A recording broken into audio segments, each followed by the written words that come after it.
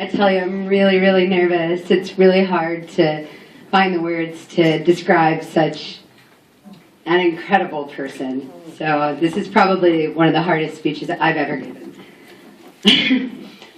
So what I learned about Mike May throughout the course of preparing for this is that he has been with Peace Action Staten Island for more than 10 years. He served on the board for 4 or 5 years in the mid-2000s and is still active with the group. Every year from 2005 to 2008, Mike organized volunteers of varying degrees of organizing skills to participate in the planning group for the Staten Island Freedom and Peace Festival. This is a completely grassroots event with no business sponsorship. It had info tables and staff from Democracy Now!, FAIR, WRL, and local peace and justice groups as well, plus speakers from these other organizations. It featured over the 4 years speakers including Reverend Dan Berrigan, a direct action militant pacifist, Norm Siegel, noted civil rights attorney, Isabel McDonald from Fairness and Accuracy in Reporting, and Frida Berrigan of the War Resisters League and Witness Against Torture. There's also a wide variety of performances of bands and poets and artists who are progressive leaning in this most white-ring borough of New York City. At its peak, the event drew more than 600 people out to celebrate and practice democracy with all of our rights and responsibilities.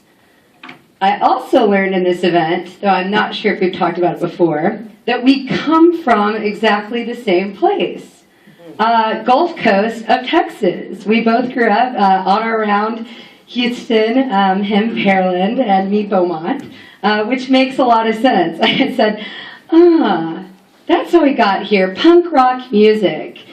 I was like, okay, I can see where we're coming from.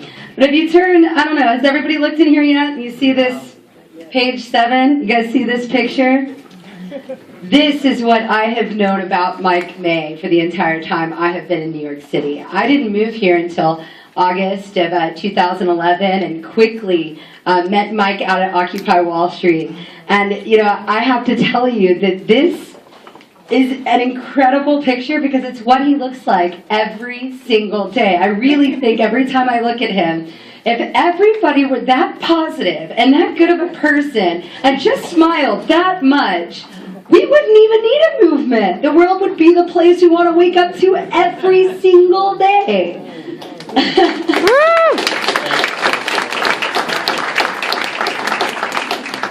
And so I got to see that every day at Occupy Wall Street as I schlepped back and forth trying to fight for these demands in a punk rock group who just wanted to do, you know, things their way.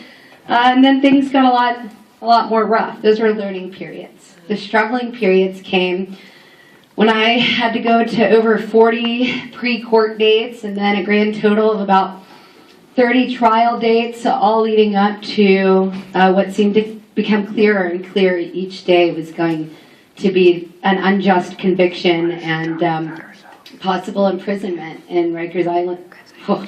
First in Rikers Island and then upstate for up to 7 years for my connection to Occupy Wall Street. For those who don't know, I was sexually assaulted by an officer and then sued for it, that I assaulted him.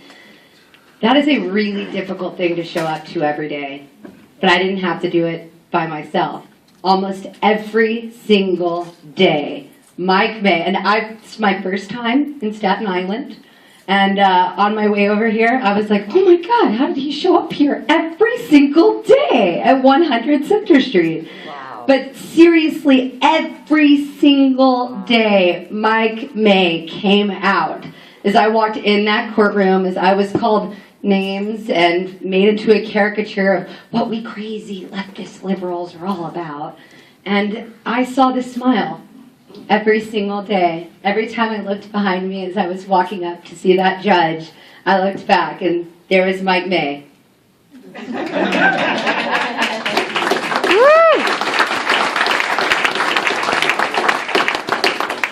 And you know, it's moments like that, tiny little moments like that make you realize, even when you can't see it anywhere else, that there is a bright flame of humanity burning within all of us that is worth fighting for. Mike May just tends to burn a little bit brighter every day. I think finally, that wasn't the end of it. I got out of Rikers and went right back into court for another targeted arrest. There I was, back in court again, and it was really difficult. And I looked around, and there was Mike May, right back there again with me. This man keeps showing up and showing up and showing up. He is the most consistent, nice, wonderful, dedicated person that I know. And anytime that, I wake up and I look in the mirror and I say, I don't think I can do it. I just have to think to myself, what would Mike May do? So, thank you so much for being a beacon of shining light, truly a fire of inspiration for all of us. Thank you.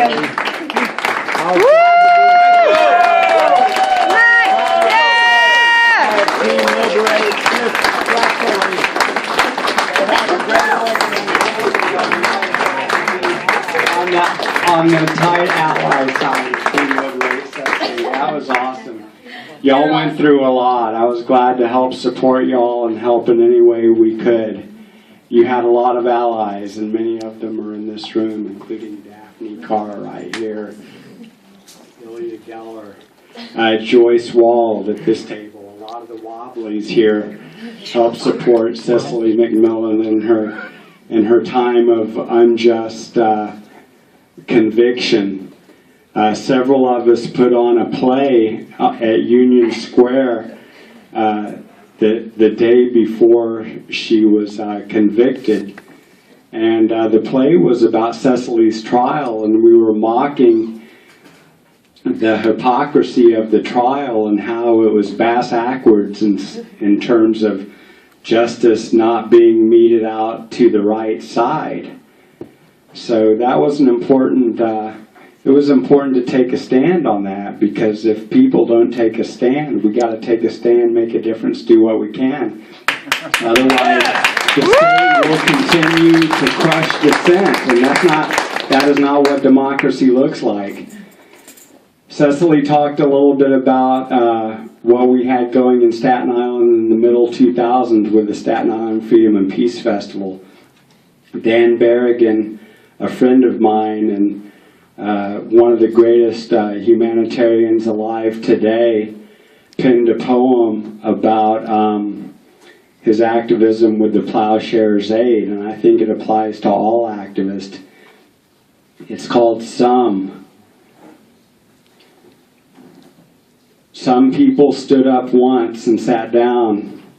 Some people walked a mile and then walked away. Some people stood up twice, then sat down. We've had it, they said.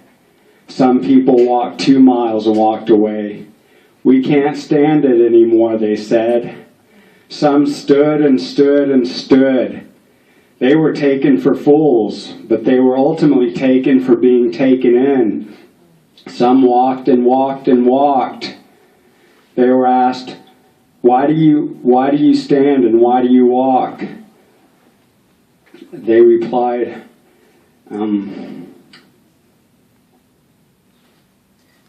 for the children, for the bread and for the heart, for the cause is the heart's beat, and the risen bread and the children born. Dan Berrigan, one of the greatest humanitarians alive today. I had some comments.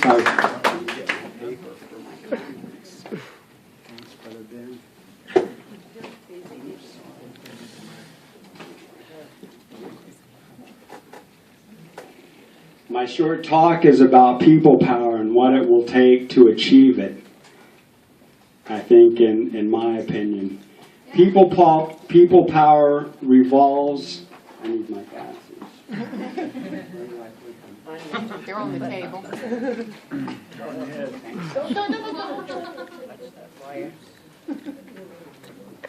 I'm good. I'm a punk rocker. I'm used to tripping over wires. People power revolves around awareness and outreach.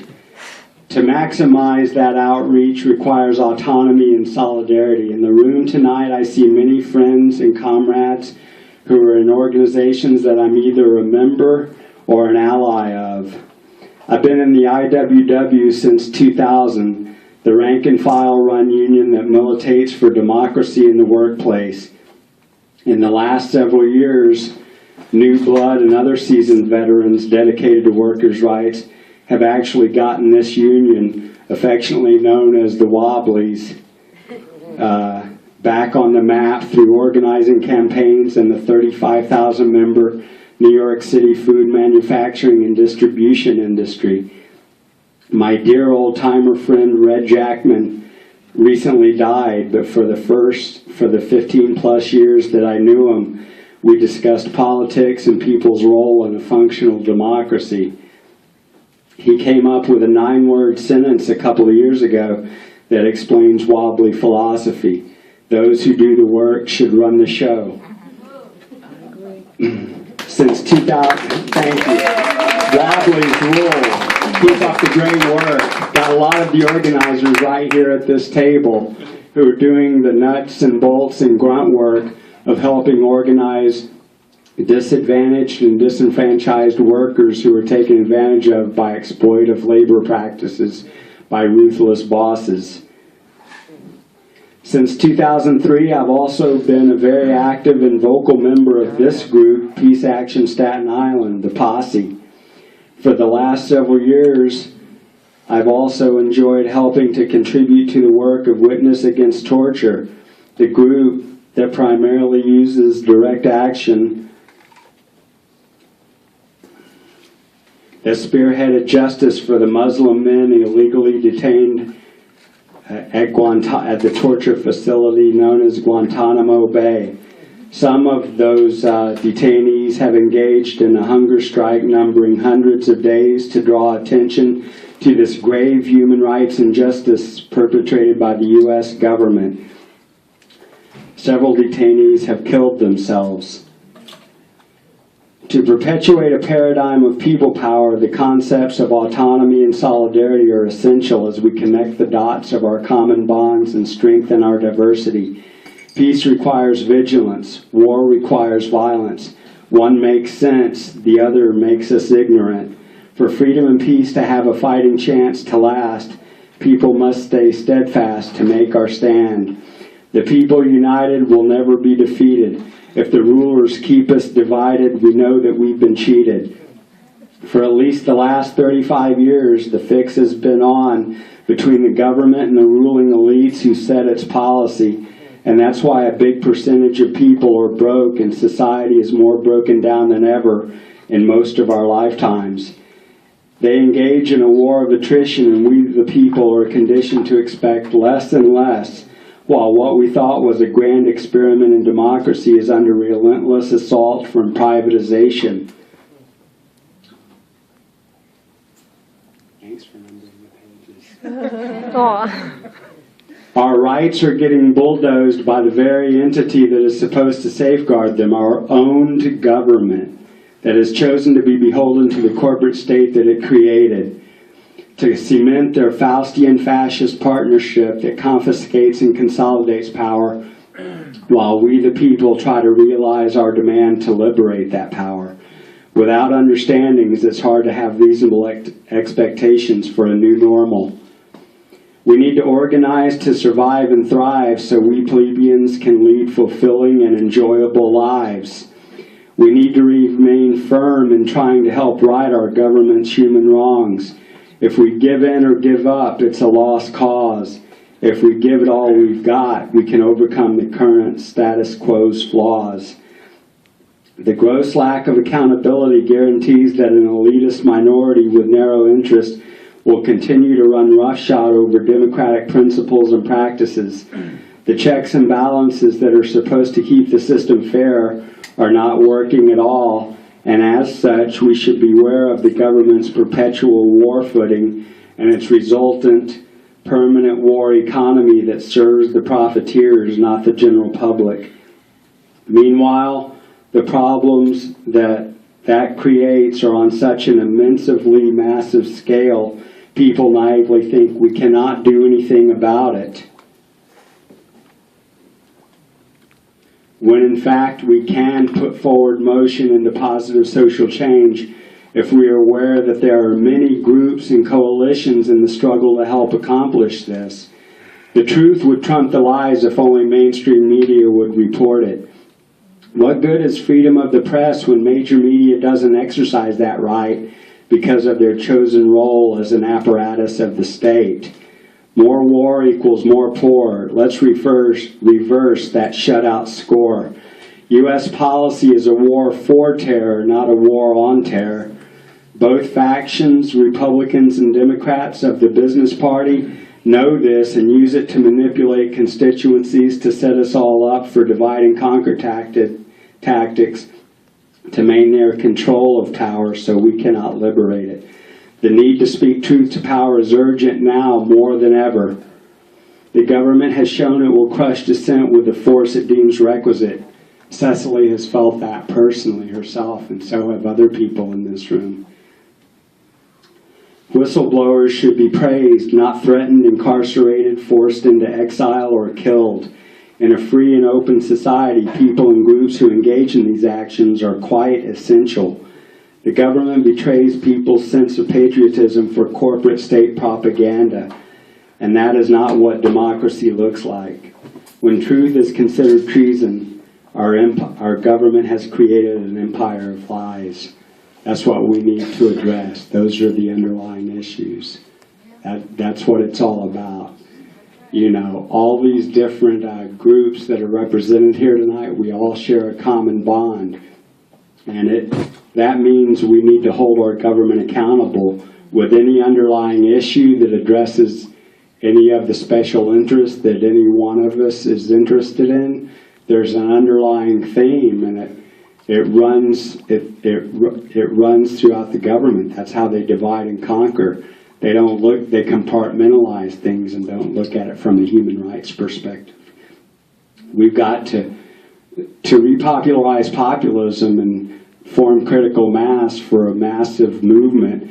We need to follow, like what they say at Amnesty International, a massive injustice requires a massive response.